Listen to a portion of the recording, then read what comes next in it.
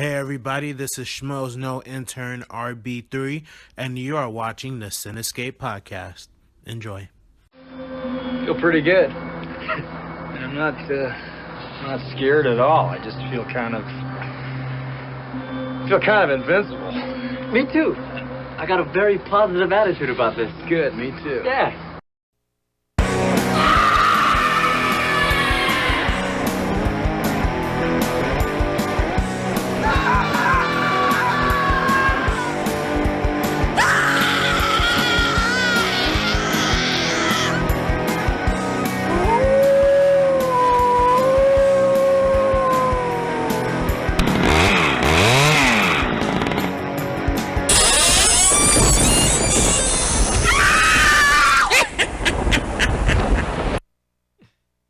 Welcome to the Cinescape podcast, where we're changing the landscape of movie and TV news and reviews. Happy Halloween weekend, Mr. Sean Harrigan. And happy Halloween to you too, Billy. Thank you. We have our special edition Halloween weekend show. It's going to be spooky in It's here going tonight. to be spooktacular. Yeah. Though, we got some cool things to go over tonight. Like what? Well, there's well,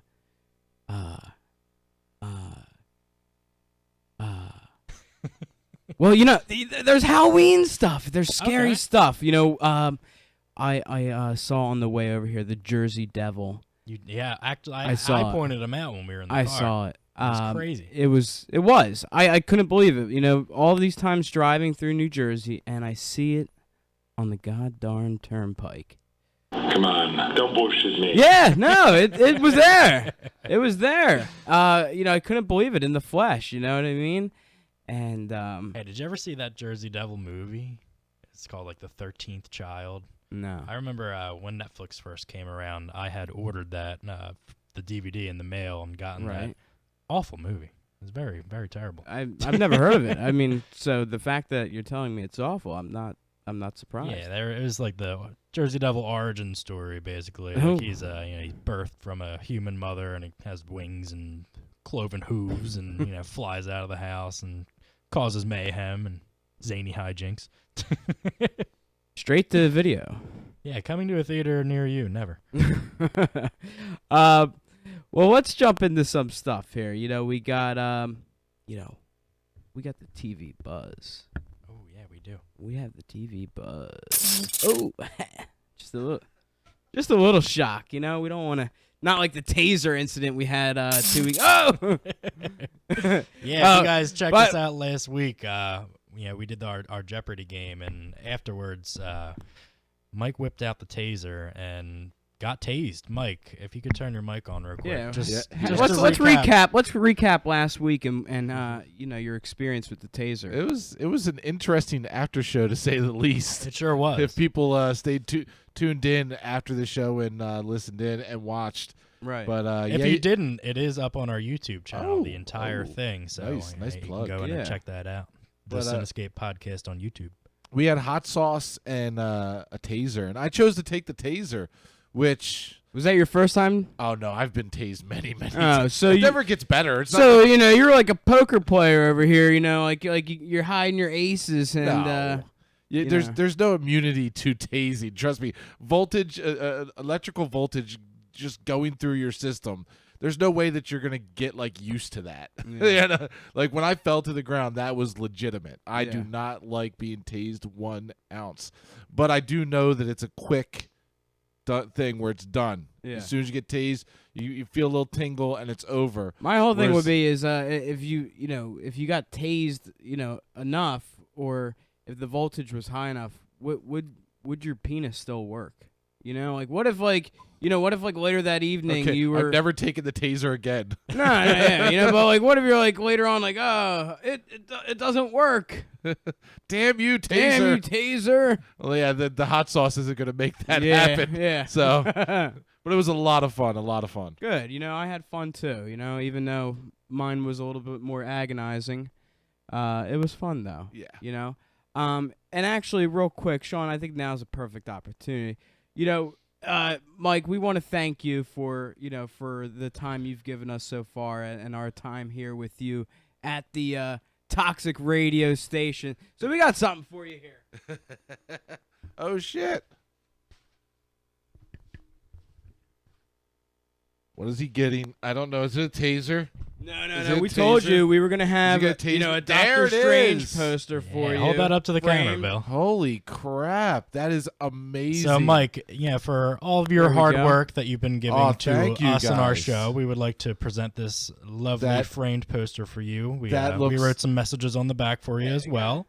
Oh, it's Well, personalized. It is it'll go personalized. up here in the wall here, and Oh, we gotta find a prime spot for that. it'll beauty. That looks add to the great. character of Yes. the station. So. We definitely That is for got you, some sir. character in here in the studio right now, and that's just a little addition. I love it, guys. Thank you. Yeah, you're very welcome. Thank you. You guys have added definitely some extra flair and pizzazz Some we're to very the happy. Saturday evenings here in the studio. We You try. guys come in, and Cinescape isn't just a show about movies and TV. You guys bring a lot of personality and fun to the Saturday nights here in the studio. So yeah, if you guys, if the listeners ever get a chance to come in here and hang out with the Cinescape crew on a Saturday night, it's a lot of fun every single Saturday. So I appreciate you guys coming in here, and I'm honored to be a part of it. So thank you. Thank you, Mike. Thank you. All right, well, let's get back into our get back TV into buzz it. here. You want to take Yeah, this one, or you I'm want me to start gonna it kick off? it right Go ahead. off. Go ahead, So, Billy. AMC's The Walking Dead has been renewed for an 8th season, along with a quote, "Eeny, meeny, miny, more," said AMC President Charlie Collier.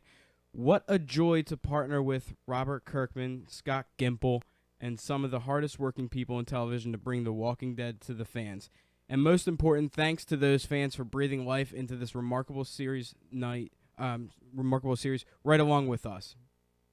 That's huge news right after this big season 7 episode that we had. Oh yes, this past week. We're going to talk about that We'll get after back we into run that, off the couple news stories we have. But obviously, very great news to Walking Dead fans. If you did check out that season 7 premiere episode this past Sunday night, you're going to be very excited. And if you did not check that out, you're going to want to maybe mute your sound volume for a couple minutes coming up here, because we're going to get into Walking Dead spoilers. Exclusive. But yeah, very, very good news, and I'm very excited for not only this season, next season as well, to see where the story progresses. Bill, what's our next story? Next story, we have Jessica Jones as executive producer. Melissa Rosenberg has confirmed that season 2 of the show is going to feature an all-female directing lineup. So we're gonna, the show has been really about bringing, women's rights, women's movements, to the forefront of the Gender storyline. equality. Yeah, and they are not straying away from behind the scenes as well as implementing that same type of role. So we'll look forward to Jessica Jones coming, beginning of next year. Yeah, I mean that's good in the sense, all the upcoming superhero franchise movies, whether it's Wonder Woman or whether it's going to be Captain Marvel coming, the studios, their respective studios are definitely looking to have those female directors and producers and crew in place, so they can level that playing field. Yeah, and some franchises it makes sense too. You can't. We know that Hollywood has always been, a male oriented environment for a workplace, and a lot of times you would have these creative passion projects going on out there led by men about women, and you wonder why there was disconnects. And yeah, I mean, how can a male writer perfectly write a female character if they don't have that kind of female experience? Like Mel Gibson's What Women Want. Exactly. Still don't know what they want. But I think the latest example of this too is with the new Oceans franchise that we talked about, how this all-female lineup cast is going to be entering the arena with a very familiar storyline.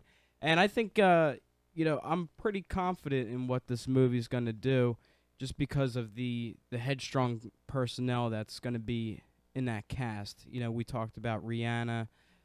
Sandra Bullock's going to be in it. Yeah. She's just a strong, beautiful character, and in any role that she takes on. So it's gonna be fun seeing her in that familiar role. Right. Yeah. Absolutely. I think we're gonna have to make a segment out of the male versus female director and I think gender thing. this day and age it definitely deserves some attention. Right. You Yeah. know? We can definitely go on a long diatribe about that later on. We'll save that for another episode. But let's get into one more story because I know we have somebody ready to speak to us on the line. We have a fan on the line. So we'll get through this last story and then we'll get to him. Go for it. Earlier, I think it was yesterday. This came out that comedian Jim Gaffigan has joined the cast of Fargo season 3, playing the character of a police deputy named Donnie Mashman. The first 2 seasons of Fargo, I really, really enjoyed. I know we've had a couple of stories on our shows about casting news, but anytime you add Jim Gaffigan to anything, that's a home run for me. I absolutely love him. He's hilarious. Why would you do that? So yeah, that's good news. Good news there. Bill, any thoughts on Fargo? Have you checked that? No, out? I haven't watched it. I mean, I know what the original movie was, and that type of irreverent comedy, and Jim Gaffigan just kind of tops the Hey, cake. he's in Super Troopers. Yeah. Spot there. Meow. Meow. Did you just say meow? Oh God, that's not what I wanted. All right. Well, we're going to save our discussion because we do want to talk Walking Dead as well as American Horror Story in a few. But we do have a familiar caller on the line. You may have heard him last week if you checked us out. This is our good buddy, Bob O'Rourke. Bob, how's it going, man? It's good, man. How are you guys? We're great. We're hanging. Bob's back. So the last time we spoke to you, Bob, you were out in Evans City, PA for the Walking Dead weekend. So we got a little inside look from you and Matt Blazi, who's also going to be calling in again in a little bit. But tell us what you've been up to since you've come home from Evans City. Since I came home from Evans City, we. I know you're all amped up for your cubbies out there. Everyday work and. Boo, work. In the World Series, if you guys don't know. Yeah, I've been seeing your pictures you've been posting.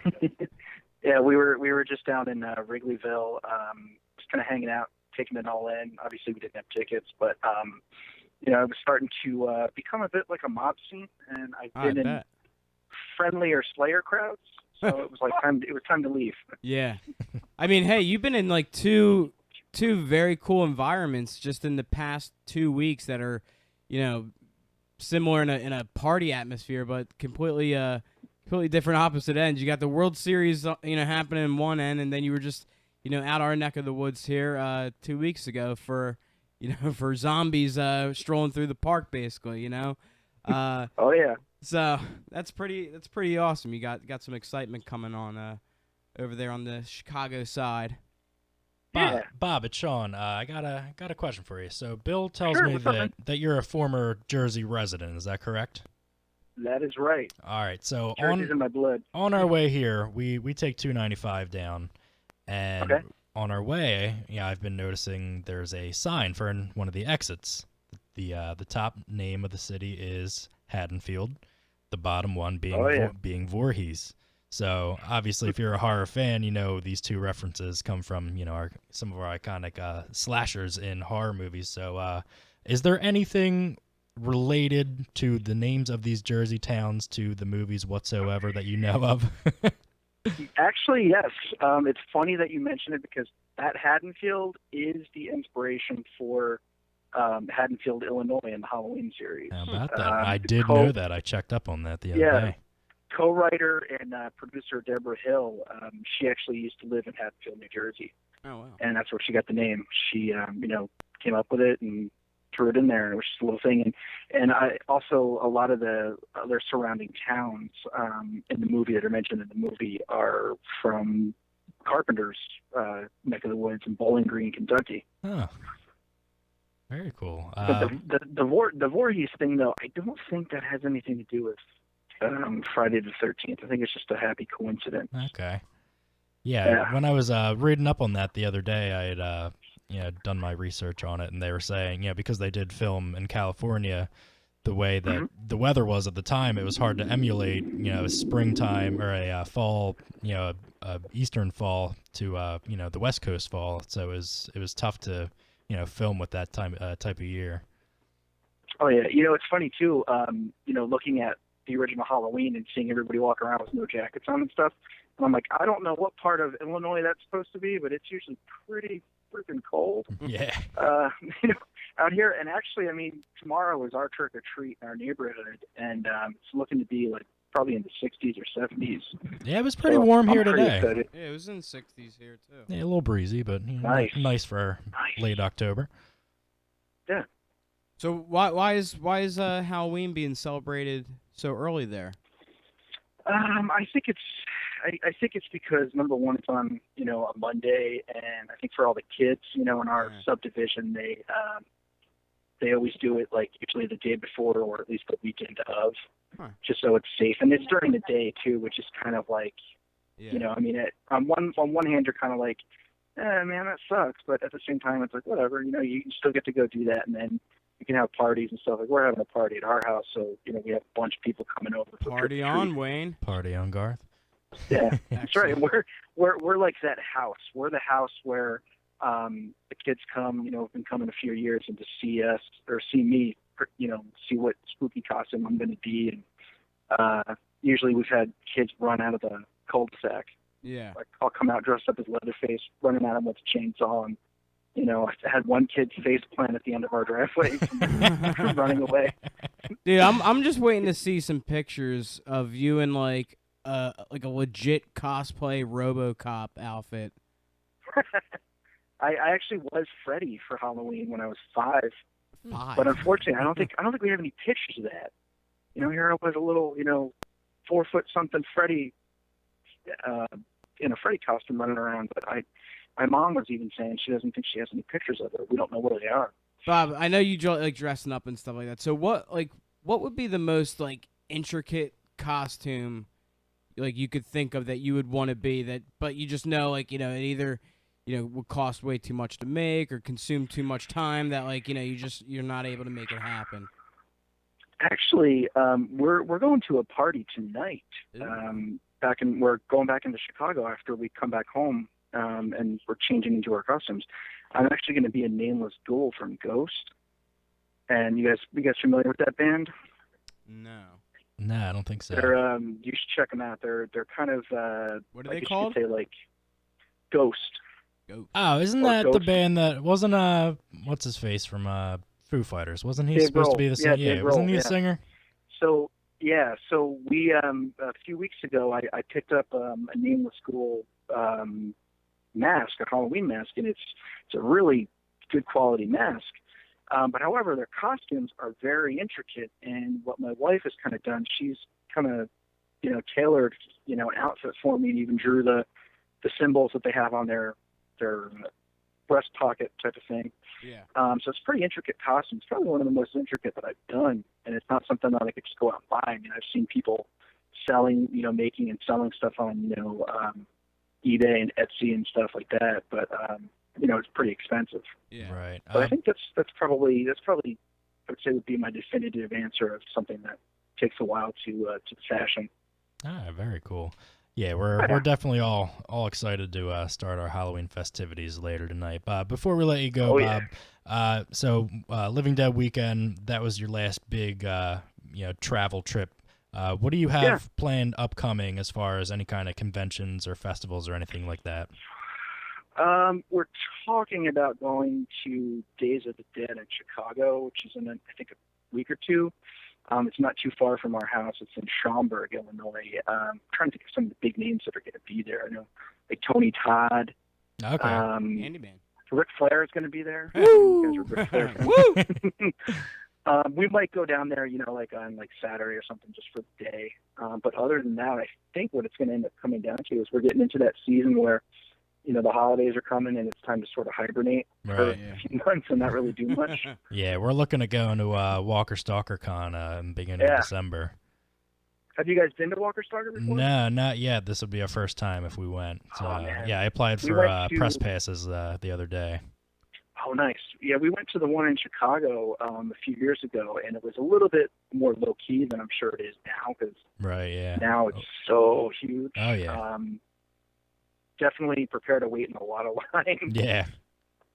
But I'm sure there's going to be cool vendors there, and lots of cool merch and stuff. And you might run into some of the Walking Dead people walking through the crowd, to get to their table or whatever they're doing, or back and forth from the Q&As, where you can at least say hello, or maybe you guys can interview somebody. That would be rad. Yeah, that'd be really good.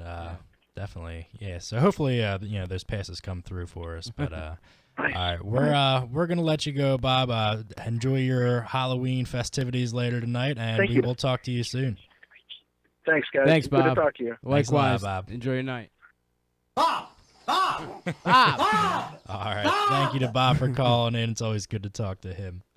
All right, we're going to get back into our TV Buzz discussions here because, like I had alluded to, I do want to talk Walking Dead. After that episode had aired, I believe either Monday or Tuesday, I had done, just at home, a little review video that I put up on our YouTube channel. For my birthday last week, my lovely fiance got me a nice Yeti microphone that I've been playing around with at home. And, so yeah, I've been doing some episode review videos that I've been putting up on the channel. So if you're a TV fan, definitely go in and check some of those out. So I did a Walking Dead one, and just getting into that episode, as I was saying on that review, we had to wait so long from the cliffhanger of season 6 to where we didn't find out, or we didn't know who Negan was about to kill. And then the season ended in February, I guess. So we had to wait just about 8 months to get to where we wound up on Sunday night. And, they still, even like 15 minutes into the episode, they still hadn't revealed who he had killed. And it was just like a gut-wrenching experience to, sit there in such, just a tense kind of, environment to where you're just waiting and waiting because something awful is just about to happen.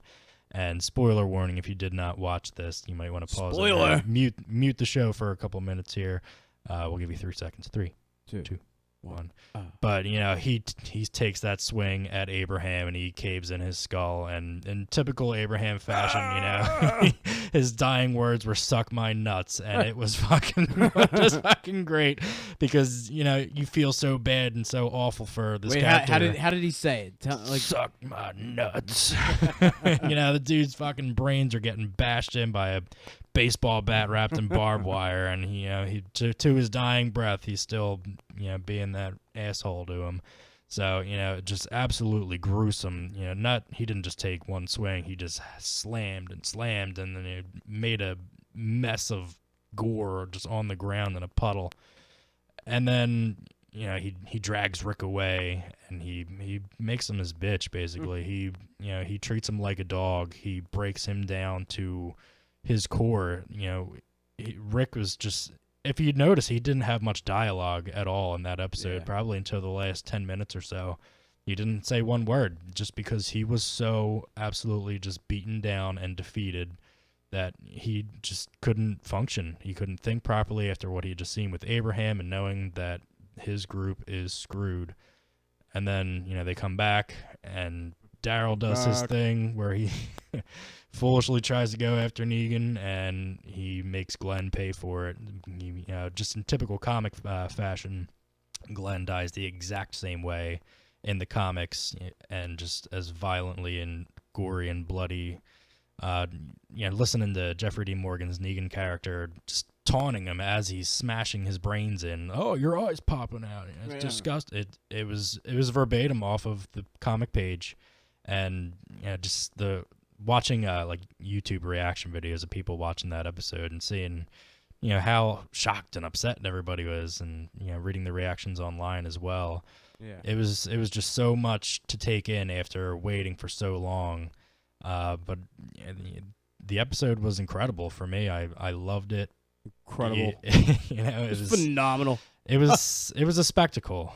That's what I would call it. Nude, lascivious, unattractive, disgusting.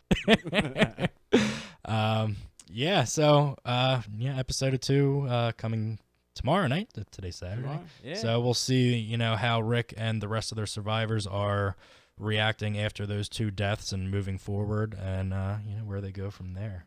Bill, let's get into our next show. What do you want to talk about? Talk about American Horror Story. Okay. Since you were just talking about Negan and his gruesome moment that he had.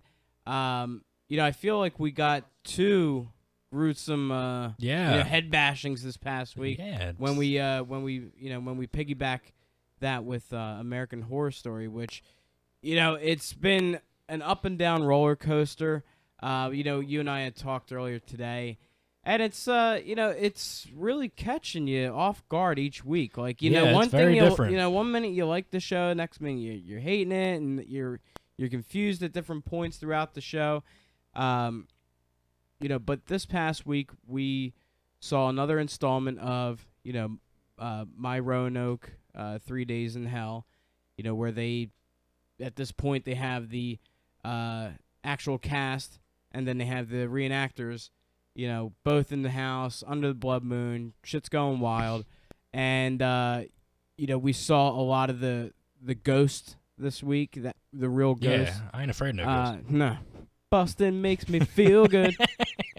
But we saw Kathy Bates go nuts, and as you say, anytime she has to put on an accent, it's terrible. God. I am the butcher. We were talking about this The butcher. on our way here. Just anytime in any of the seasons The past, butcher. when Kathy Bates has to do an accent, they are some of the worst things that I've ever heard in my life. Her butcher accent. I am the butcher. I don't know, what kind of old English or what dialect. Well, then she that just is. It's she's just just so off bad. ranting in Celtic and stuff, And you can't understand half the shit she's saying. Yeah. Like, all right, lady, relax. All right, go get your fried green tomatoes. But yeah, so she was doing her thing. She's off her meds, and she ends up killing Sydney, who was Cheyenne Jackson's character, where he's the producer. the producer executive guy. So he gets hacked up. Meanwhile, the cameraman and another chick gets hacked up on their team there. Then we saw Shelby get attacked by Kathy Bates. Took a chunk the out of her. Huh? By the butcher again. That's how Kathy Bates says it. She's like, "I'm the butcher." So I'm gonna keep saying it like that the whole night. So she gets chopped in the arm by Kathy Bates' butcher, and but she's pretty quick to be healed up because what's her name? Sarah Paulson's character stitches her up. Right. Then we see they kind of take girls and the boys kind of go off and do their own investigating with things, and we see the actual Polk family come in and snatch up the ladies. That's the name of it. Yeah. I had done another video for that on YouTube, my Okay. review, and I couldn't remember the name of that hillbilly. Yeah. The Polk family. That's family. what it was. Yeah. So if you checked out that video, that's what we're talking about. The And Polk family. and a lot of people thought Finn Whitrock was going to play the Dandy Mott ancestor that's in the tunnel, but we find out that it wasn't. He was actually one of the redneck Polk family. Right. And it's very. Until you said that, I actually didn't even know that it was him. Yeah. So good job of makeup there, I guess. Yeah, and I mean you kind of get a good shot at the one part where because he's the one filming them, but when he turns his head away, you can clearly see.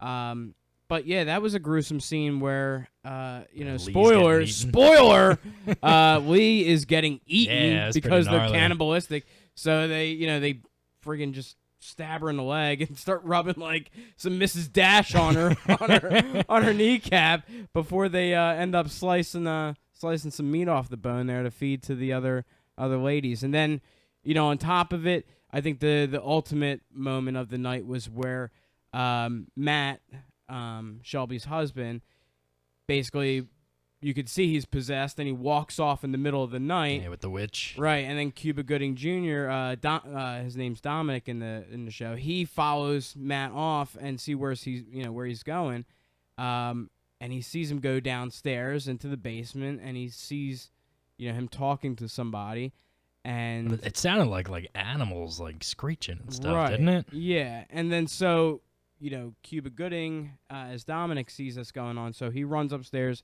grabs Shelby, so obviously they can believe what they see. She comes back down, and this is where it was for me, I was a little thrown off because obviously they both come downstairs, they catch Matt in the act of doing the dirty deed with, an old ass witch, and she's able to just take she's able to take a crowbar to this ghost and just kind of fend it off. And it's, from what I've seen, this is the most non-retaliating ghost that we've seen thus far. So this ghost is just meant to get its rocks off, and then oh yeah, I'll leave him alone. I'll come back later. Especially because she gave the butcher and her whole tribe or clan or whatever you want to call them their undead powers. Right. She's pretty useless other than right. that. And where did she go? She just got hit by the crowbar and then just kind of puttered off into the wind. I'll go through this tunnel. I'm out. Yeah. and then at that point, kick a man while he's down. She just friggin' Neegans him. Yeah, she Neegan them before that's a new term we're coining right now. You got Neegan. Got Neeganed. Oh yeah. Piggybacking off of that. Speaking of piggybacking. Hey, I just saw a pig man. The way that Sydney was so hell-bent on, not only bringing Dominic back to, cause trouble, but to really go out of his way to, mess with the cast that's going to be in the house. So half of me was left wondering whether everything that's going on is still staged. Yeah. The only thing that I could really put aside was Shelby killing Matt, because, that looked pretty realistic. But, I don't necessarily buy Agnes or the actual butchering the other ghosts or the fact that Sydney died, because I think that it still could be a hoax, and Shelby's actions are going to derail what's actually going on, because she probably actually did really kill Matt. But I don't really part of me doesn't think that everybody else that died is actually dead. I don't know if they can get away with effects like that to change it. It's just something that I could see them doing because of watching past seasons, how many twists and turns that they like to throw at us. I don't necessarily 100% think that, but I think it could be a possibility. Well, and that's where a show like this gets us, because they do these types of things that leave us in suspense and leave us kind of angry. It's kind of what the hell did you do this week? Why'd you do that? And then we're kind of left angry at what they're not giving us. And then, but we don't know what we want. Exactly. Exactly. But that's why it's so hard to not watch. But then at the same time you're why didn't they do that? And then next week will happen and I'll be oh, well, that's pretty good job. All right, that makes sense then. Yeah, all right. Ravel. I'll keep watching. But that's where I'm at right now. I think we're both kind of just all right, we'll see you next week. Yeah. But yeah, that's all, really have to recap with American Horror Story. Right, just kind of getting that off my chest, But how about this? How big is the name Negan gonna get with newborns over the next decade? Oh, you think it's gonna get big? I hope not. It's honey, remember when Negan killed Gwen? Yeah, Negan Nergensen here. Yeah, this is Negan Johnson. Yeah, it's not a very nice sounding name. I wouldn't name a kid Negan that. Harrigan. Nah, that's out. Nah. All right. Well, before we move on to our flipping the script segment, we do have another friend of the show calling in, who also called in last week. We have Matt Blazi calling in on the line. Matt, how's it going, man? Bye. Good. How you guys doing tonight? We're doing pretty awesome. How about yourself? Oh, not doing too bad. Just enjoying the nice Halloween weekend we got going on here. What do you got going on? I got a whole lot of nothing going on. Just kind of hey, relaxing. You know what? At this I point. wish I had nothing going on. I got to work tonight. He really sold that nothing. He's it's a great Halloween weekend. He was very here, enthusiastic about not doing anything. Yeah, he's and it's gonna be a great weekend. And we're what do you got lined up, Matt? I got a whole lot of nothing. I got a whole lot of nothing for the first time in a few weeks, and I'm enjoying it and celebrating. There you go. There you go. I'm tired. I feel you, man. We're all kind of running on fumes this weekend. Yep. That's what we get for. You son of a bitch. That's what we get for being over the hill of 30. Yeah, I know. I'm on the other half of 30 at this point. I don't feel it, but there's times where I'm like I'm not 25 anymore. Oh yeah. I need to slow it up. Gone are the days. Absolutely.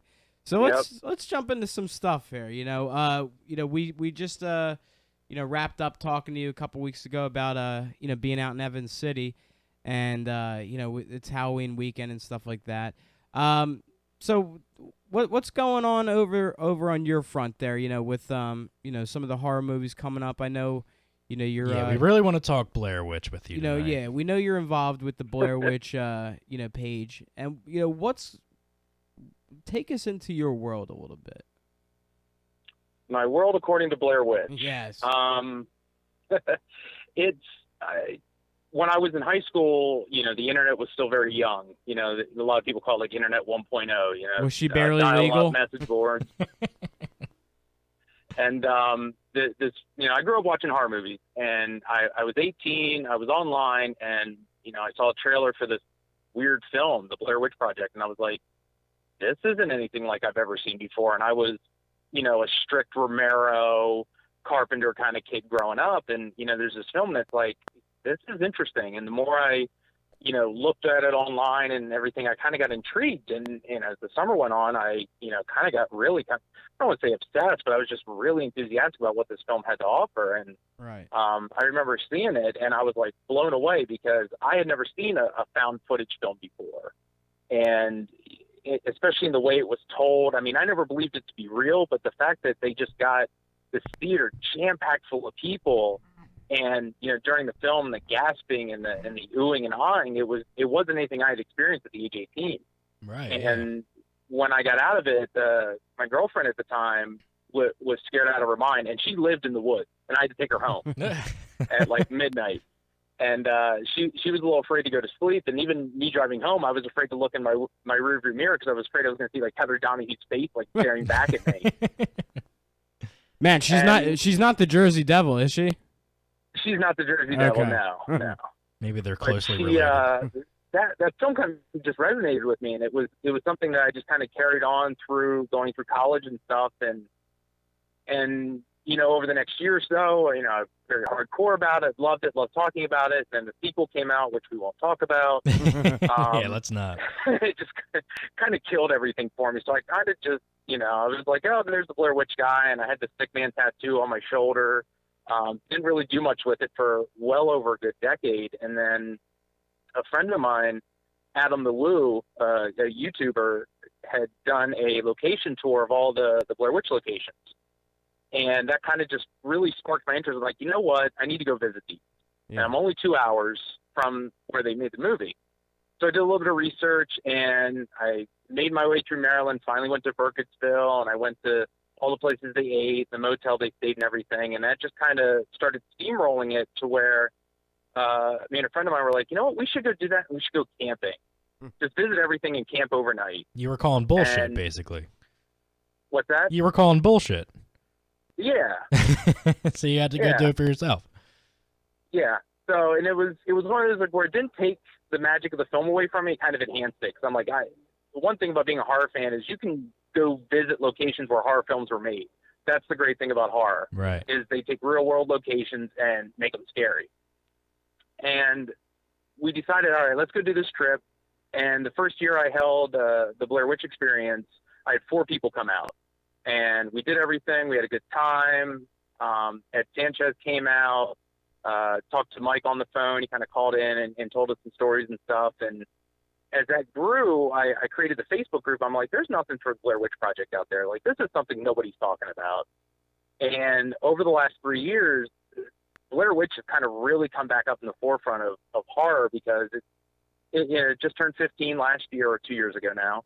And everyone's talking about it again. And we've got all of this new kind of found footage subgenre that's exploding and kind of taking over. And of course, the sequel came out of nowhere. That first film really did lay the groundwork for the found footage type of movie that we see, with Paranormal Activity or Cloverfield or, a lot of horror movies these days.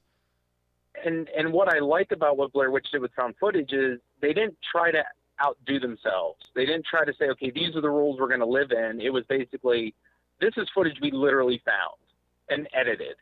You know, they didn't try to do any cute tricks or anything. And that's why I really like the film. And even the first Paranormal Activity is like that, which is why I like the film. It's really, it's kind of grounded in reality almost, where they don't try to, you know, cheat camera angles and make you think, well, the camera would never see that, or why would they be filming this? So that's why I'm drawn to the film, because it was made in an improv method way, and all they were trying to do was tell a scary story. Right. It was very simple. And films like that don't come along but maybe once in a generation, or even not at all, because they're very experimental. They're very niche. Yeah, and there's nothing else like it at the time. No, and you've got to find a hook to get people to go see it. Right. They're not just going to go see it because it's a found footage film. And the fact that they had a huge amount of the population questioning if this was real, it was nothing that I had ever seen and nothing I had seen since. And every once in a while, I'll come across someone that'll like still kind of ask if it was real. Right. And I go, well, yeah, it was real. They actually did go out and film it. But then they asked about the legend and everything, and the legend was completely made up. You know, and, you know, they literally went to the library, took parts of history, and just created this entire mythology for a film that when you watch the film, almost none of the mythology is in the film. It's all in the supplemental material. Yeah, and I mean, they did such a good job with that, you know, look at how many people actually believe that the whole thing is real, and, you know, there are actually historical, you know, records of that. You know, they would have no idea if you didn't otherwise tell them. No, and the way the film was originally going to be made, it was going to be made like a traditional documentary. And everything they shot for that like the talking head segment with all the experts and stuff, ended up becoming the Sci-Fi Channel special, which if you watch them separately or back to back, they really enhance each other, because you watch these people talking, you're like, I really want to watch this footage. And when you watch this footage, you're like, I really want to know about what is in these woods. And you go and watch it and you're like, oh, I get it now. Right. And it makes you dive into that world even deeper. Yeah. Comparing the Blair Witch to the Blair Witch Project, which one do you think is the better film? The 2016 film? Yes. The 1999 film, hands down. I mean, not taking anything away from Adam Wingard or Simon Barrett, because to me, they did the best job with a Blair Witch Project film that I think anyone outside of Haxan Films could do. Because the Blair Witch does not lend itself to a high gloss franchise type of film. And I'm glad at that, because they haven't driven it into the ground. They haven't given us sequels hand over fist for the last 10 or 15 years. You know, we have a little bit that keeps us coming back for more. And even if we don't get more, we have enough of that world to really keep us going back and watching these films over and over again. Absolutely. So on Facebook earlier, you were kind of teasing that you had some kind of news that you're going to be sharing. Can we get a little tidbit of what you're talking about? I have been working on something with Haxan behind the scenes a little bit here for the last year and a half, 2 years. And I got a text today from Ed Sanchez, and I have finally located a cast member that has never been interviewed or found or talked to. And I'm really, really interested to talk to this person. I reached out to them today, and we're actually going to talk tomorrow. But I'm really excited because this is someone that fans really are really excited about. They talk about their scene all the time, and it's something I really can't wait to talk and kind of share. And I don't want to say who it is, because it's not someone I want to take from, I don't want to say obscurity, but from their private life to just throwing it out there and have them get inundated with Blair Witch fans talking to them. But it's something no, just do it. Nope, not going to do it. Not today anyway. So Matt, this is somebody that is part of the Blair Witch franchise that you were able to make contact with? Yes, it's someone that fans will recognize. There's a lot of intrigue with this person, especially in the scene that they filmed. Yeah. And it's someone I've been hunting down for quite some time, and I've never been able to find them. And a simple text from Ed Sanchez today put me in touch with this person within an hour. And we talked for a little bit, and tomorrow when I talk to them, it's going to be really interesting. Well, here's what you're going to have to do. You're going to have to take him and come into the studio and do that live with us on air. I think that would be the best thing to do. Well, we'll see if they're interested. I'm going to talk to them about their involvement in the film, and actually try to see if I can get them out for the Blair Witch Experience next year, since it'll be 20 years since they actually filmed the movie. Very cool. Wow, very 20 cool. years. So, Matt, Yeah. what's your outlet going to be for this forum that you're going to have with the interview? Is this going to be something that we can just only read about on the Facebook page, or is it going to be something that's broadcasted? Is Cinescape going to get an exclusive look at this fantastic, phenomenal event? Donald Trump is going to place his golden name all over this. It's going to be an interview for the project that I'm working on. Okay.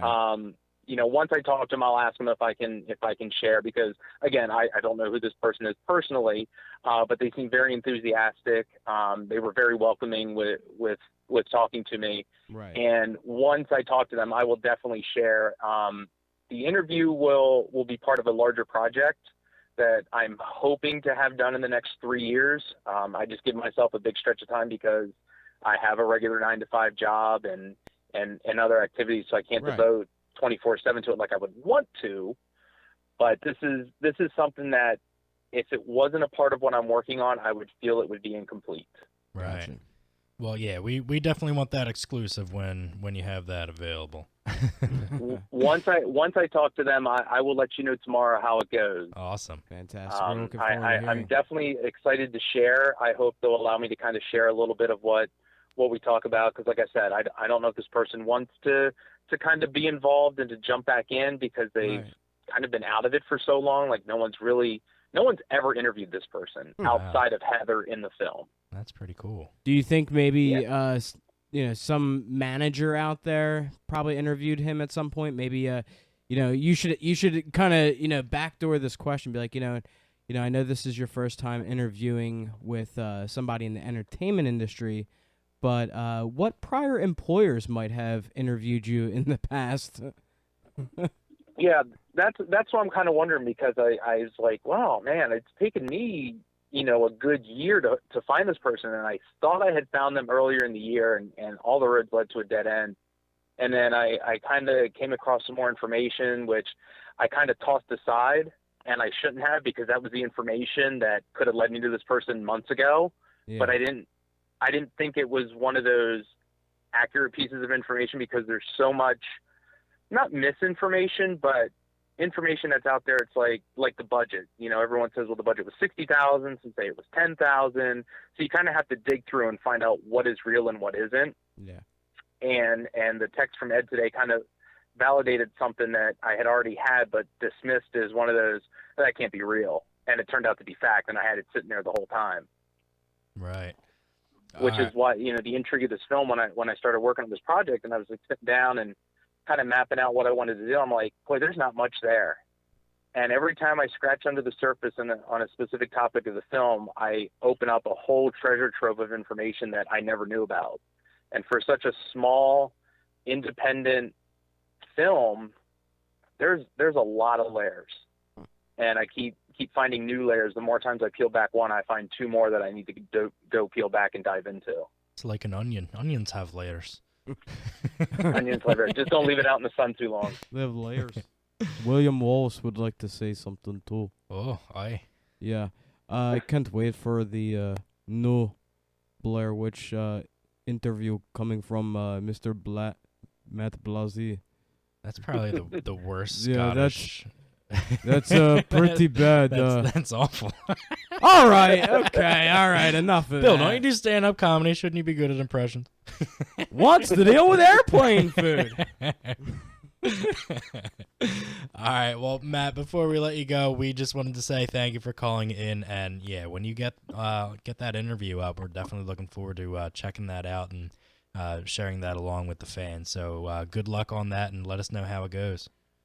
All right, guys. Thank you so much Matt. for having me again. I enjoy it. Thank Hey, you. Thank you. Anytime, buddy. Enjoy your Saturday. All right. Thank you. You too. Right. Look at that. I'm scratching my back fat right now. Oh. Do you see that on the Facebook cam? It's I got back fat that's itchy. Yeah.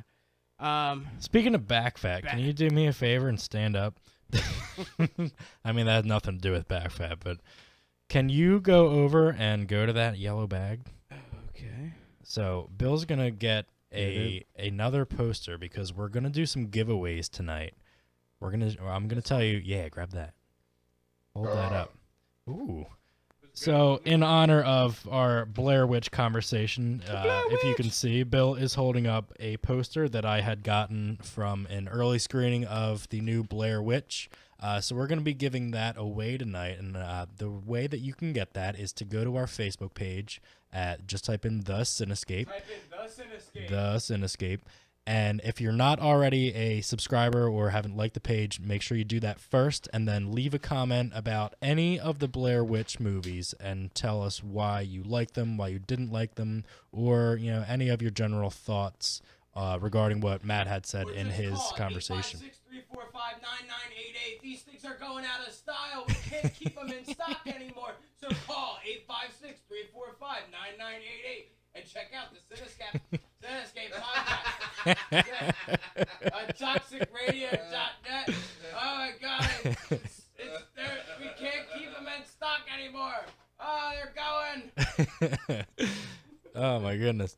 Yeah, so go ahead and So once again, that number is 856-345-9988. And check us out here on ToxicRadio.net. We're the Cinescape podcast. Yeah, Mike, what you got? What's the name of the show again? Cinescape. Cinescalpel. Cinestuff. Butter stuff. This horse is a diabetic. We're also going to be giving away more. Give it away now. More of those Doctor Strange posters. Bill channeled his inner Sticky Bandits persona when we had gone to that screening of the 15-minute IMAX Doctor Strange sneak peek. We came away with a nice healthy stack of them.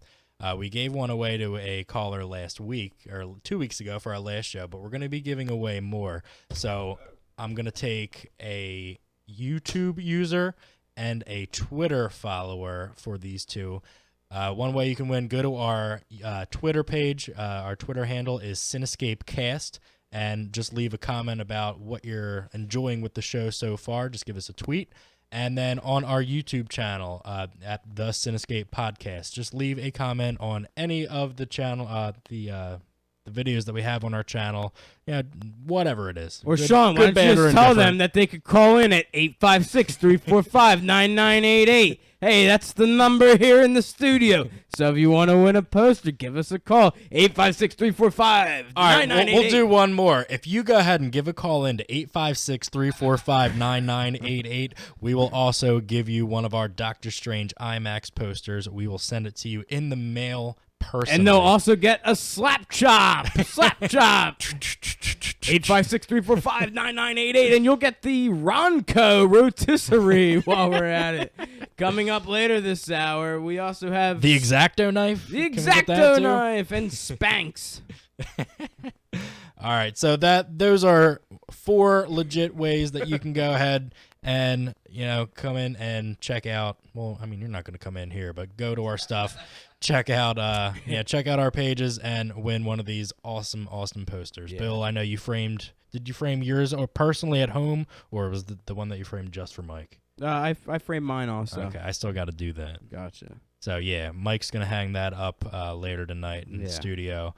So yeah, go ahead and win one of these posters. Yeah. You know what we should get into is our top 10 though. Well, I want to do movie news first. Oh, you want to do movie news? Yeah, I want to say that for last. I'm really just itching for this top 10. Put some baby powder on first. Well, you gotta, you're slacking on the sound effects. No, I'm ready for the sound effects. All right, are you sure? My finger's on the trigger. Because if there's one sound effect your trigger finger should be on is, which we're gonna flip the script here, Bill. Oh, okay. Okay, but after you flip it. Oh, I know. Well, I'm not ready for that. When we start reading, we'll go there. So we are going to get into our flipping the script segment. Where we are going to talk some movie news. Just breaking. Oh no, it's the wrong one. Yes.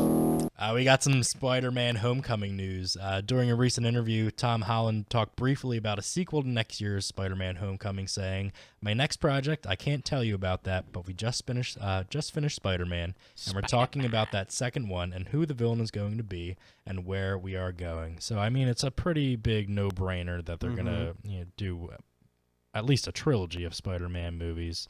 Yeah. He didn't reveal too much on anything about it, but Right. I mean, he's confirming without confirming that there is a sequel already planned and in the works. Correct.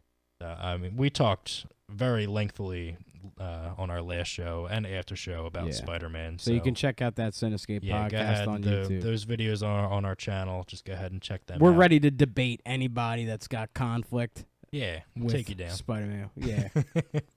But let's move on to Paramount is in negotiations to acquire the film rights to Captain Planet with Leonardo DiCaprio on board to produce. He's a hero. He's a hero. No word on whether Don Cheadle would reprise his role from the Funny or Die video, however. I really wish they would have turned that Funny or Die video into a full-length feature film. He's just standing there like... He's turning people into trees. Like he goes off the deep end and just gets so angry. And, right. He has no regard for human life anymore. The Planeteers be damned. So, I mean, we'll see Leonardo DiCaprio's vision of Captain Planet. Did you ever think you could put those two names in the same sentence? Which one? Leonardo DiCaprio and Captain Planet. No. Like, in your wildest dreams. Not like, my wildest dreams. Strange bedfellows, I think is the term for that. I mean, even Don Cheadle and Captain Planet, I would still be... At least, Don Cheadle's in the nerdosphere, playing Rhodey. But, Leonardo DiCaprio and Captain Planet were hanging out the other day. More, breaking news. Breaking news. Cinescape. Moving on. According to Variety, Warner Brothers is developing a Willy Wonka prequel. Sources revealed that the film will not be an origin tale, but a standalone movie focused on Wonka and his early adventures. It's unknown who from the original book series, other than Wonka, will be involved in the project. So a month or so ago, we had the passing of Gene Wilder, the original Willy Wonka, among other hilarious films.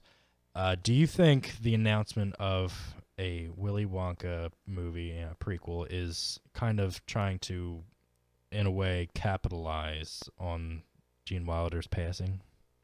I mean, it's very coincidental timing. I don't know if it is capitalizing. I don't really think it would hurt or help in any particular way at this point. One, Gene Wilder isn't known to the younger people now, so nobody's even going to have a connection. The only people that mourned his loss were obviously people our age or older who grew up with that film, and I don't think it's anything that would have. See, but I think unless he was originally planned to be part of. I think that's still one of the classic films, not only for adults but for children. Because we grew up watching it because our parents showed it to us, and their parents showed it to them, or however it is. And you'd really be surprised, like how many kids still today grow up watching VHS tapes. They really still do.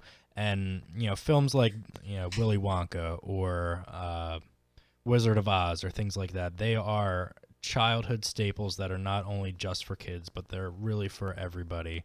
And I think that's one that's going to stick around, whether they still have prequels or sequels or other spin-offs or whatever they do. I think that one's going to be the one that will always stand the test of time. One thing I did learn about the whole Willy Wonka movies is, the book was actually called what, Sean? I know it's by Roald Dahl, but I don't know what the book title is. So the book was actually Charlie and the Chocolate Factory. That's but right. at the time of the movie, Charlie Bucket. But at the time of this movie coming out, back in the day, in the late 70s, was it late 70s, early 70s?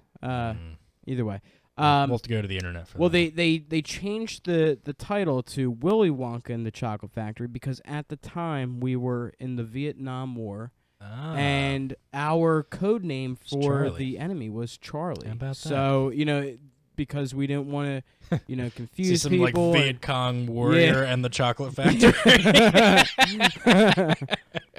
Manila. Pol Pot and the Chocolate Factory. That's a real old reference there. Pol Pot, was a genocidal maniac in Cambodia back in the day. So yeah. Well, Get out your history that's book. good to bring up on Halloween show. So that's fine. Yeah, but yeah, that's the reason why they went with Willy Wonka and the Chocolate Factory. You for a learn mainstream something new title. every day. You Especially really do. here on the Cinescape, Yes. where we have nuggets of knowledge that we're dropping upon people. We're dropping nuggets everywhere. And look out! Can I get the no, the other one. Which one? The Pacino. I don't think it came up. You never uploaded that one from I last did. time. It You never it didn't did it. show up in our thing. We'll have that next week. We'll have that next time. I'm getting all built up for nothing. All right, moving on. Atlanta star Donald Glover has been cast as Lando Calrissian in the upcoming Han Solo spin-off film. Lando's not a system. He's a man. Lando Calrissian.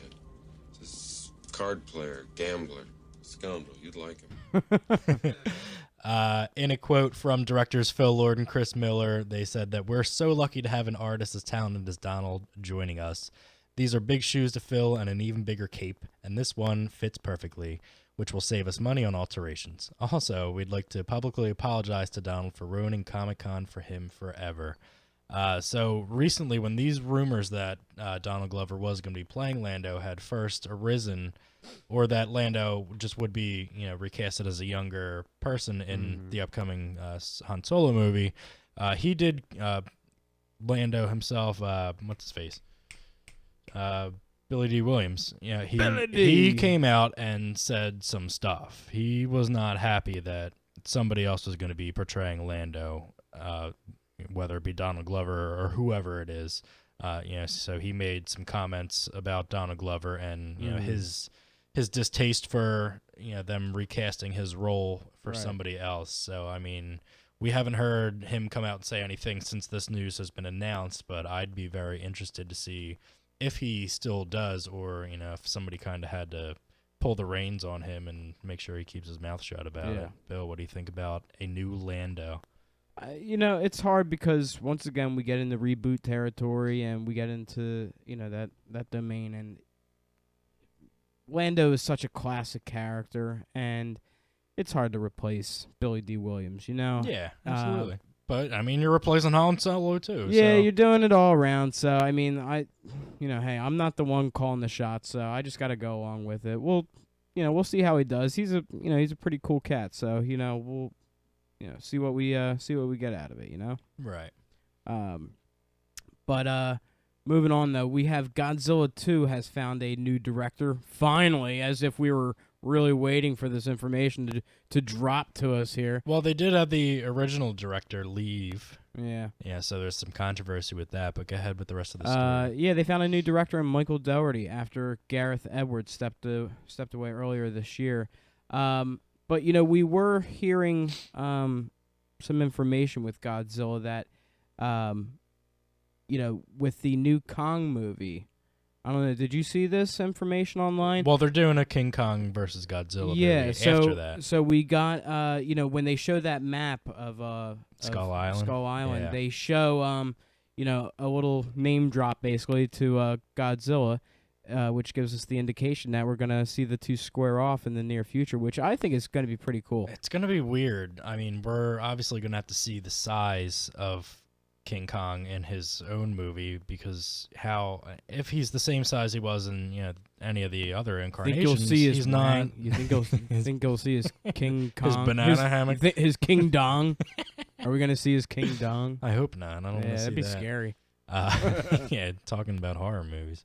But I mean, if he's not anywhere close to the same size as Godzilla, how is he gonna be able to fight him? So they have to be the same size. Yeah. And how's an ape the size of Godzilla? How's that gonna work? Yeah. How's the ape the size of Godzilla gonna be on a small island? I don't know, but they're gonna try to figure it out. They're big. But yeah, the other thing that irks me about this story. What irks you, Sean? Well, not necessarily this story, but when Gareth Edwards first stepped away from it, the reason that he did was because of he's directing herpes? He's directing one of the Star Wars movies. Oh, okay. Right, I knew that. He might have have herpes. I don't know. But I mean, he didn't have a flare up.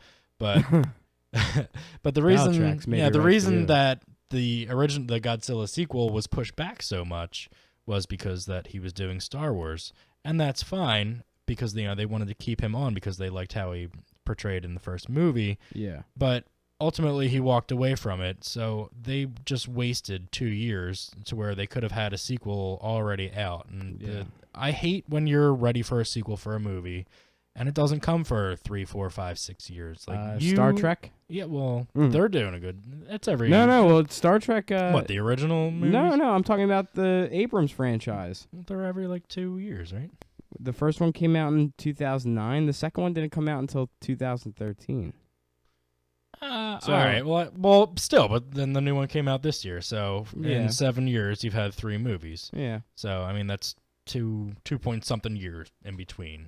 If you average it out. What we're agreeing on is that length of time can really, diminish interest. And I don't have the date in front of me right now. I can't remember off the top of my head, but Godzilla's not coming until 2018, 2019, and the first movie came out 2-3 years ago. By the time so you hit that point, you're just like, who 7 cares? years in between, right? And why is anybody going to go back to see a sequel? It's like when they not in the same genre or anything, but a Dumb and Dumber movie 25 years after the sequel or the first one, like, all right, we wanted to see it 15 years ago, or Anchorman 2 being so far in between. I don't know why you don't capitalize on it within an appropriate amount of time. That just pisses me off. I'm pissed right off, Bill. You're pissed off. I'm pissed you know what? off. Why don't you just take a seat on this last one, and I'll just Stop whining. Stop whining. Stop whining. All right, you read our next story. All right, should I read it as Arnold? That'd be great.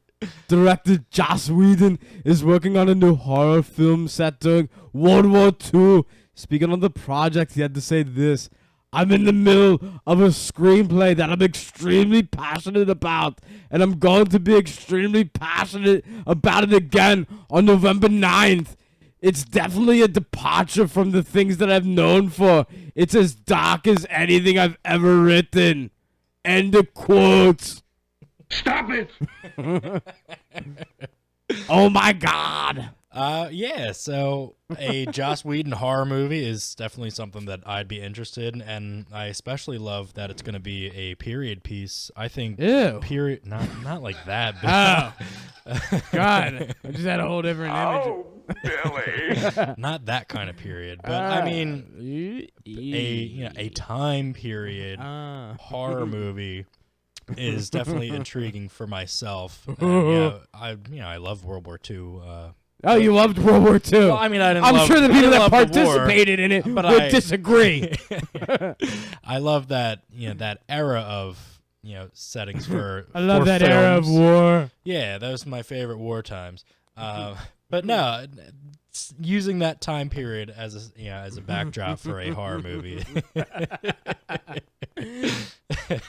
You son of a bitch. You're just saying all the right I'm things. just saying I want to see it, all right? Come on. I want to dance. I just want to dance. Yeah, you wrote this next, I gotta bullet read the point here. article. Read the bullet point first, Bill. Okay, so Jaden Smith apparently is no longer a vampire. Nope, he's not a vampire. He's no longer a vampire. Any longer. So this came from Bloody Disgusting recently. Yeah. Jaden Smith had talked with a French magazine called Numero. And he was talking about just something ridiculous. Talking about El Nino. He's talking about that he's not a vampire anymore. So talking with the magazine, Smith proclaimed, "During a period of my life, I was gothic. I was only wearing black and I was hiding from the sun because I was a vampire. Apparently, this also led to him wearing black trench coats and avoiding direct contact with sunlight as much as possible. Trench coat mafia. But if you thought this was something to be concerned about and what we needed to gather bulbs of garlic, a few wooden stakes, and maybe call up Simon Belmont for backup, fear not. Now I'm not a vampire. I'm out of this phase. I'm open. I open myself up to wear more colorful things, to go out in daylight. I share much more mixed energy, the young character admits. So, I mean, it's very good for the general public that That's my little vampire. that Jaden Smith is no longer a vampire. I didn't even know he was still alive. I thought he was, there's like a I thought he was Jaden supposed to cut off his dick and balls recently. I don't know. too. Jaden Smith dies every 3 months. Have you noticed that, Mike? I have those. I also noticed I love your little fangs thing. I want that to be like the new hip thing that the kids are doing on the street. You. Like instead of, I wish the people at home could see that. Yeah. They can because we're live. Oh well, we do have video here on the Cinescape, just so you can see these two amazingly handsome men. Look how good we look. And they are taken, ladies. So back off. Yeah. You can look, but you can't touch. You ain't getting none of this. Well, we're running low on time, but we're gonna have to keep going. Yeah, we're gonna have to keep going. Mike's giving us the green light. We've just had such an action-packed show, right? Action-packed. We got to keep going. I'm sorry. Right. We just got to do let's it. run through some Bill, of these things Bill, because read we me got. this. Here's what we're gonna do. Because we'll get Mike in on this too. We got two nice segments aside from our usual movie stuff. But we have a top 10 list tonight that Sean and I were gonna debate. But he decided that we needed extra TV stuff to talk about, so that's why we're running late. We had no TV stories. No TV. Maybe TV just sucked this week. Hey, TV industry, you sucked this week. I don't watch I only watch 2 shows on television.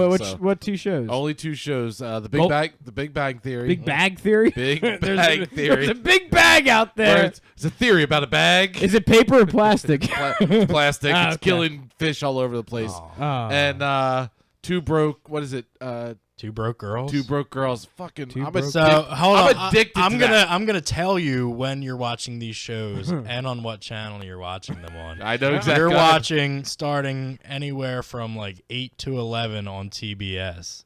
No, it's yeah. Yeah. TBS. Usually around when I get home from work.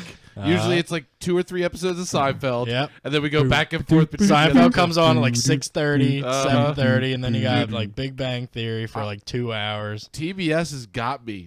Between TBS and USA with SVU. That's about SVU. If I could only have those 2 channels for the rest of my life, I'd be a happy man. I think soon you will be able to with the way that we're going with TV.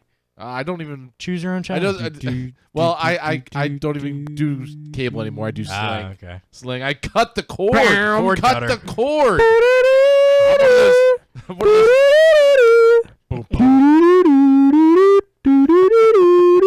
I'm one of the hip ones. I know exactly. One of those hip guys that cuts the cord. One of those. All right. Well, as Bill was saying, we do have, we still have a slew of movie stories we're not going to get to tonight. They're up on our page, our Facebook check page, them so you out. can see them. There's some cool things. The rest of it was all garbage pail stuff anyway. Garbage Pail Kids. Yeah. Love that movie.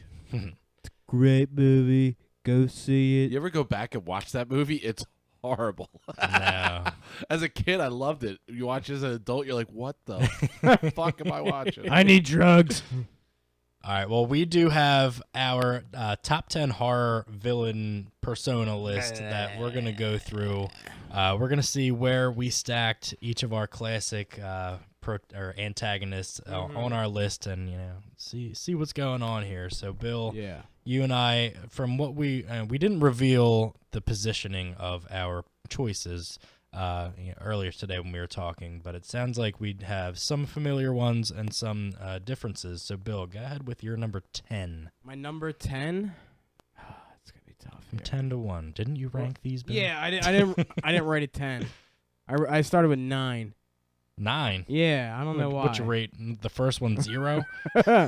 Yeah, I was going on a different scale. You know, that's not how we do things in America. In America, hold on here. Let me check my my digital list here.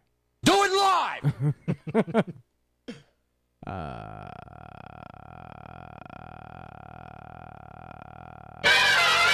Please thank you for doing that. I'm sure the listeners are going to thank you also.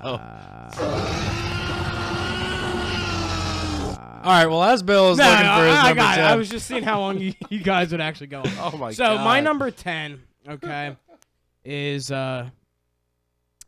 Damien from The Omen, okay? Right. Because creepy little bastard. Yeah, exactly. I'm getting the list started off with, first off, let's just get it out of the way. There's nothing creepier than just scary little tormented souls of a child. As somebody with kids at home, I can tell you they're creepy. Yeah. Sorry, kids, if you're listening. I hope you're not, and Mom's not letting you watch I mean, this. from what I heard, they just steal your soul on a daily basis. Sometimes all at once, or sometimes slowly. Okay.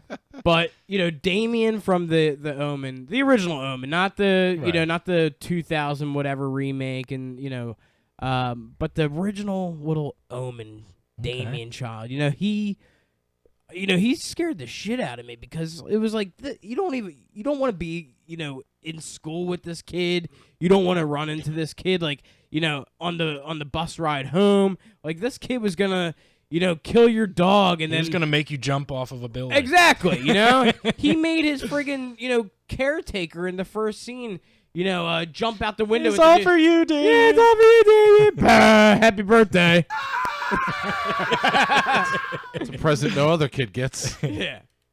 Oh my God. Well, for my number 10, I'm going to go with somebody who looks very similar to Damien, and I'm going to throw in the Predator. Ooh. That's one that I would not have thought. So, not a true classic horror villain, but I mean... He's horrifying. I first saw Predator. I was like 6 or 7, and I mean, when I first saw that movie, you see this, to you at the time, it's a monster running around. So, I mean, Predator, I think it's a solid pick, flying under the radar. Fly under the radar. Incredible numbers, coming in at number 10 on my big board. Bill, I'm going to start off with my number 9 and see where you go with it, but I'm going to go with Pinhead. Pinhead, okay. From Hellraiser. All right. Very, very disturbing movies, Clive Barker's Hellraiser movies. With Pinhead at the forefront. Yeah, and I mean, I got another Clive Barker guy on the list. It's not number 9 though. But I gotta. It's you're gonna maybe give me crap here, but my number 9 is the car from the movie Christine. Okay. The 58 Plymouth Fury from the Stephen King, novel, and you know who made this movie also, right? Christine, one of our favorite directors of discussion, John Carpenter. Yes. But I think that car, man. I mean, that movie. I really like the movie. You have the kid who becomes possessed basically by the car. He I forget his name, but he played oh shoot, I think I just disconnected my my headset. No, can you hear? Huh? Can you hear? No, I can't. I think I just disconnected it. It's all good though. Maybe just quick plug. There we go. Yeah, we're back up and running. Thanks, Mike. You can rub my shoulder. Thanks for nothing. Yeah. Oh yeah, that's where it's at. Oh yeah. Yes, producer. All right, so we got So Christine, devil car here. Yeah, the devil car possesses the. He was also the son of Rodney Dangerfield in Back to School. No respect. No respect. So that's my number 9. All right, well, give me your number 8 while you're at it. Number 8 is the Candyman. Ooh, Tony Todd. Tony Todd. We heard a little bit about him earlier. We did. Thanks, Bob. That is another Clive Barker character. Bob! You can't say Bob without that clip playing. You just can't do it. You can't. So that's my number 8, the Candyman. He was my original number 10, but I took him off my list.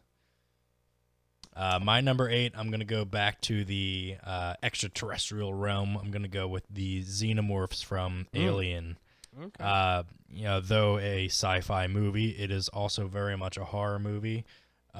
Combining the two genres, and the xenomorphs, the way that they look, the way that they behave, the way that they creep around the Nostromo and start, devouring the residents of the ship is something that is always going to be at the forefront of my horror memories. So I'm going to put xenomorphs at number 8. Okay. And then to go number 7, I'm going to put up a classic one. I'm going to go with Leatherface. Texas Chainsaw, Okay. Those movies, they're very disturbing. They're, cannibalistic. They're, intensely creepy, and I think Leatherface is well warranted to be in my number 7 position. Bill, what do you got? Number 7, I got the Leprechaun. Oh, I'm the Leprechaun. I'm the Leprechaun. Oh no, Wayne! You're freaking me out, man. Okay, Leprechaun. Give me your number 6. Number 6 is Norman Bates. Classic Norman Bates. Likes dressing up in his mother's clothes. Gonna stab anybody who rents a room. For my money, if I had to pick a person who could fly under the radar, operate a mini hotel on the side of a road, while also being a murderous cold killer, it's got to be Norman Bates for the win. I'm going to go with the last name of this person that we passed on the way here. I'm going to go with Jason Voorhees. Not one of my favorite horror villains, but he was effective. He gets the job done. He's amassed a massive body count. So, I think middle of the road for Jason on my list. I'm going to jump down to number 5 here. I have the Bruce the Shark from Jaws. That was his set name. So, when you're a little kid seeing a shark movie, the next summer you go to the Jersey Shore for vacation, you're going to think a little bit twice about, going out for a swim. Bill, what do you got for number 5? Number 5, I also had Jason Voorhees. He's not anything spectacular as far as amongst he's right here. This is where amongst cold-hearted killers, he's really just not that versatile. He's got limited mobility. He's got a very limited reach as far as when he grapples his victims and stuff like that, and he just he's hindered by that mask at the same time. And he went on a cruise ship. Yeah. All right, give me your number 4. Number 4. Oh, Michael Myers. Oh, okay. I have him at 4 as well. Really? Matching numbers. Yeah. For me, Michael Myers and Jason are very similar to where they're, one-dimensional characters. They're just there for one reason, and they don't really have any character development or anything substantial. Yeah. They're just killing machines, and they're one direction characters. You son of a bitch. I'm not gonna play that again. No, okay. So any other different thoughts on Michael Myers? No, once again, it's a character that's limited to just that environment and stuff like that, and he's his MO, and we know who the Michael Myers mask is now modeled after, right? I think I dropped this information the last time. We know the famous Billy Shatner. Billy Shatner. Yes. Yeah. So they took William Shatner,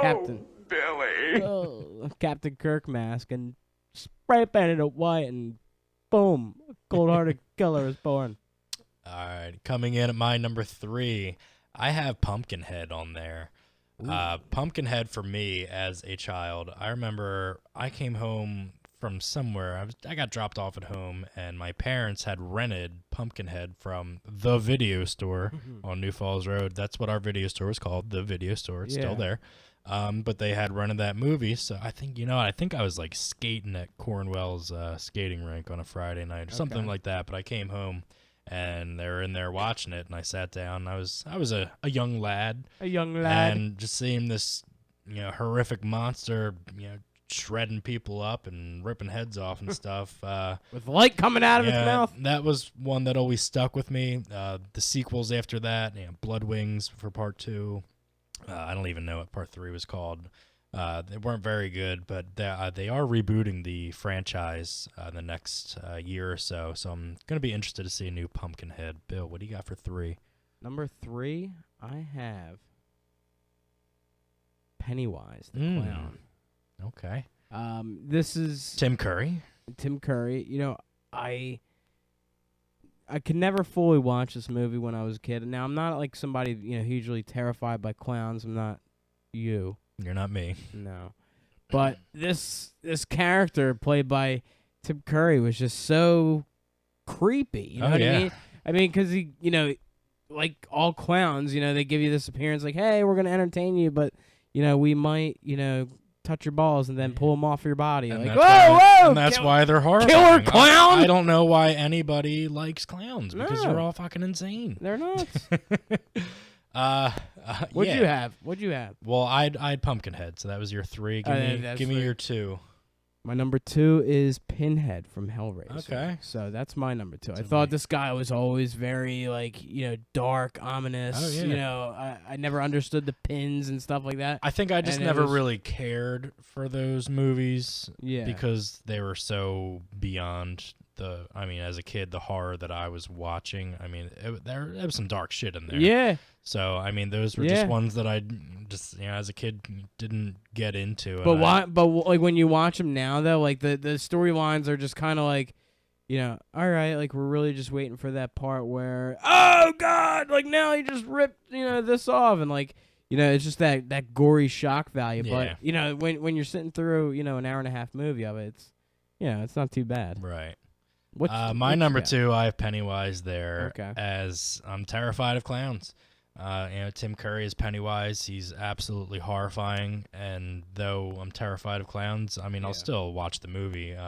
Right. Interested in the upcoming reboot to see Reboot? the reboot Reboot to see how that comes along. But we'll wait for that. Yeah. Then my number 1, I've said this on the show before, Freddy Krueger is a presence that to this day as a 30-year-old. That's where we tie here. Still pops up in my nightmares sometimes, and I'll wake up still feeling like Here's Freddy. like a 7-year-old kid being seeing it for the first time and being scared. So, nice one, Bill. Thanks. So you also have number 1 Freddy Krueger here. Freddy All Krueger. right. So we're unanimous number Freddy 1. Kruegs. All right. So, do me a favor. Let me know what you guys have as your own top 10 list. Leave that in the comments section. If you're listening to this on YouTube, They won't do it. They won't leave it. It'll be up on Facebook. It'll be up on YouTube. Because they're give top us 10. give us your list. We want to know us your where list. you ranked any of the names that we've put on, or who we left off that you might have on your list. So go ahead and leave your top 10 on the video wherever you're seeing it at. That is pretty much it for our show tonight. We got to get out of here, but Bill, you're hosting a Halloween party tonight, right? Yeah. I was supposed to be attending this Halloween party, but unfortunately I got called into work, so I'm going to have to go do that. It sucks. Boo! Should we call your work right now and be like, hey, this is the Cinescape. He died. The Cinescape podcast. We challenged him to eat a million Scoville hot pepper. He did ingest it, however, he is now dead. Yeah, I won't be. I'll be in tomorrow. I'll be in tomorrow, half alive. We could call if you want. Nah. Do you want me to at least tell him you're running a little late? No, I know the owner, so okay. we should be all right. Gotcha. But yeah, I am having a Halloweeny party tonight. So if you want to attend, just come over to. Yeah. 555-4242 and give me a call. That's my landline number, and you can reach me. And costumes are necessary because we do have, costume prizes and stuff like that. That Sam's at home slaving over and making. And the party starts in 15, doesn't it? Starts at 8. Yeah. Oh shit! I'm gonna be a little late. You're gonna be in a little bit of trouble too. I'm gonna be in trouble, and then I better get my Red Bull, and so I can Stay awake for the night. All right. Well, we're going to get out of here for the night. Big thank you to our sponsor, Big ups. 360 Digital Studios. Big Go ahead and ups. check them out on Facebook. Yeah. And thank you to our producer, Mike, for Thanks, being Mike. here for us as always. Whoop, whoop. Bill, thank you very much for being here. Yeah, I mean, I'm always thankful. Thanks for the ride, too. Yeah, no problem.